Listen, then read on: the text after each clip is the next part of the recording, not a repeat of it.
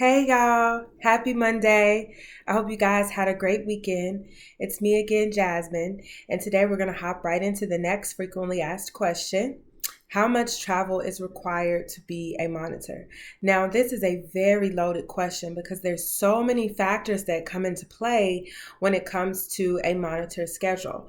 But typically speaking, most job posts that you see out there will list a 60 to 80% travel requirement for CRA jobs. Now, what does that look like in terms of days per week? So 60 to 80% typically translates or roughly translates into about 2 to 3 days on site per week. Now, you also have to keep in mind that most visits actually will require you to travel in the day before the visit. So this could potentially tack on an extra day. And then there are some times where you will not be able to travel home until the day after the visit. So that could potentially tack on another day as well.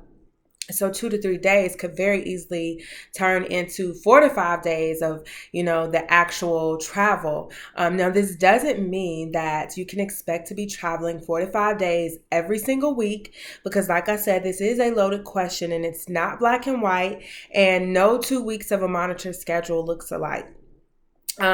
However, these are definitely all things to be considered. Now, most companies, especially the larger CROs, they also have what you call a days on site metric, meaning the minimum number of days that they expect for you to be out conducting visits on site per month. Most companies have an 8 to 10 day on site metric, but there are some companies out there that follow a more, I guess you could say, non-traditional format, and they may only require 4 to 5 days on site. So again, this could, look like two completely different schedules depending on the companies, etc., that a monitor may be working for.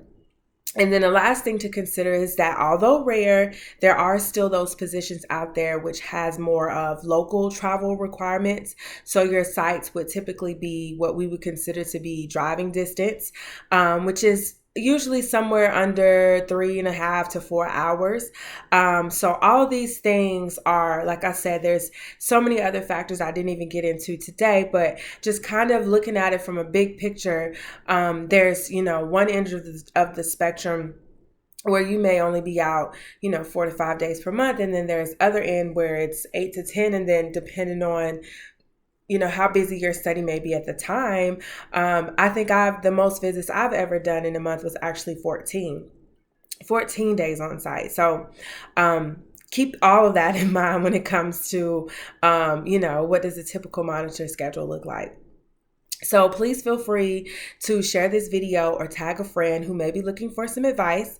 And for more tips, tools, and information like this, please feel free to follow me, drop a comment below, send me an email, or you can send me a message directly via LinkedIn, and I'll get back to you as soon as possible with an answer to your question.